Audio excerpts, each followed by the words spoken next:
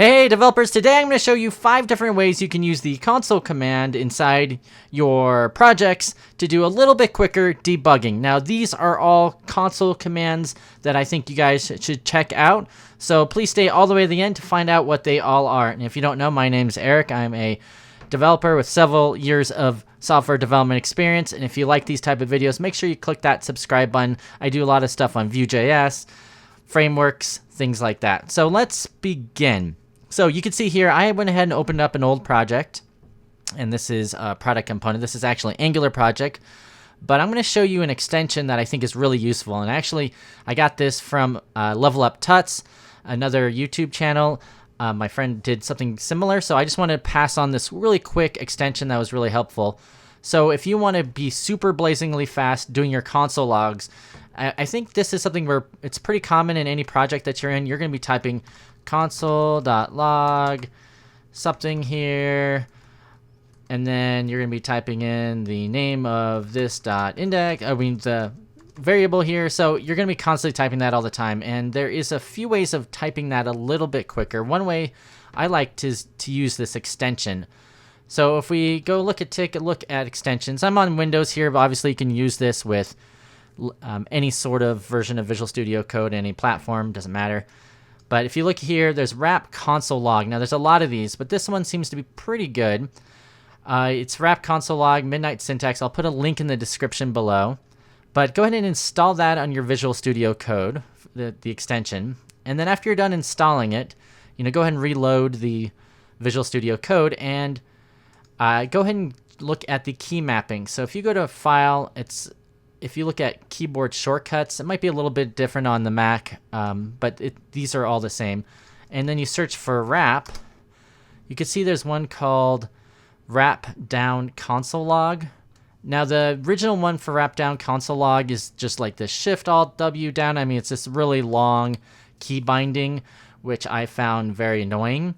So on Windows, I switched it to Control-Windows-L. On your Mac, you can certainly use the Command key L. I think that one works as well. So to just try to find one that's not used, but just real simple, Control-Windows-L on Windows, and then Mac, I believe it's Command-L. Just switch it to that, and what you can do after you do that is it makes it a little bit easier to run Console.Log. So let's say I wanted to see what this item.id, I just put my cursor over it, I do my Control-Win-L, and you can see here it just automatically creates the Console.Log there.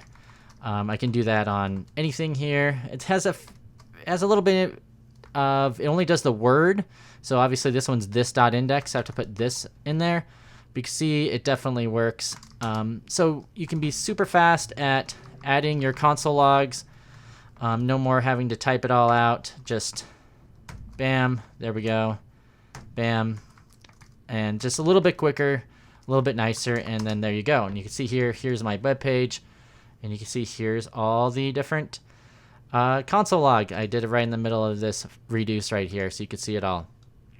Another neat thing, so that's just a real quick extension that I would recommend you guys using, so that way you can be just a little bit faster when you have to do your console logs. I know there's some developers out there that say don't use console logs, try to figure out what the program's doing first, don't always resort to using it. I don't know if that's, I think it's fine if you just debugging, you just want to pop a few of these console.logs in and then refresh your page. It can slow you down. You probably want to take a few seconds to look over whatever you're trying to pop the console.log in first to figure out what it's doing before you do it, but I don't think there's any reason not to. Just make sure you take it out of your code before you submit it or commit it to your version control system. So that's an extension, but there's quite a few console commands, and I'll just give you a few that I find useful.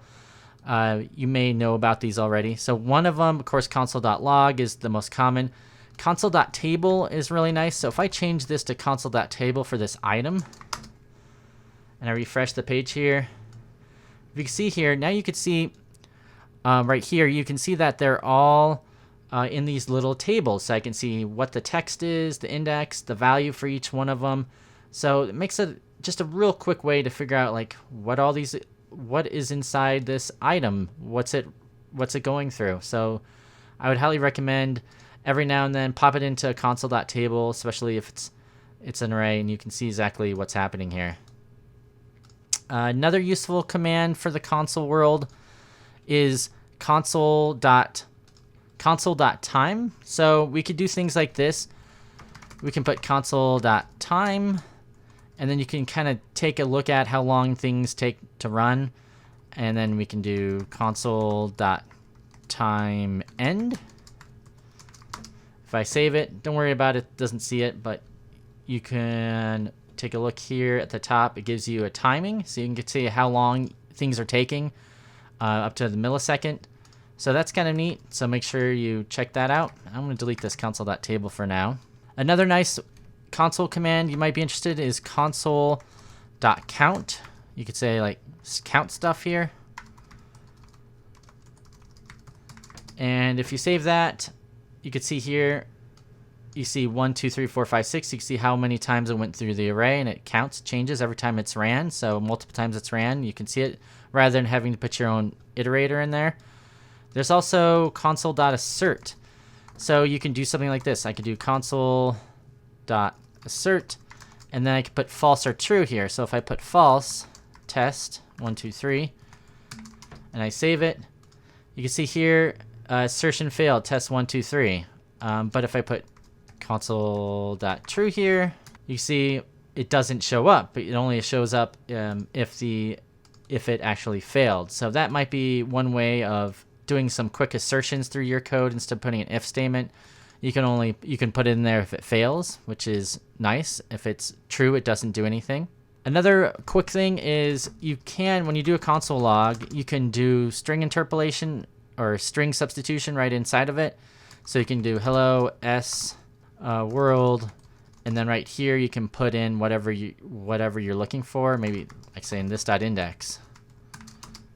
And if I save it, then you can see hello world. So it's grabbing this index here, and it's passing it into the string. So that might be a nice little troubleshooting thing you can do to figure what it's doing. And there's a few more that I haven't found too useful, but let me know in the comments below if you ever use these. There's console.trace, which gives you like a trace of the console, which I guess if you want to know where some log is being done from, you might be able to use that inside your program.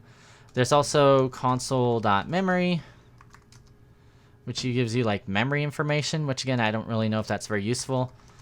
You can see some of them here. There's count reset, debug, group. Groups might be a little bit more useful, but I don't think it's worth talking about in this video. You can see we did the time ones. You can do warnings too, warn. And that kind of puts a warning on the screen right here.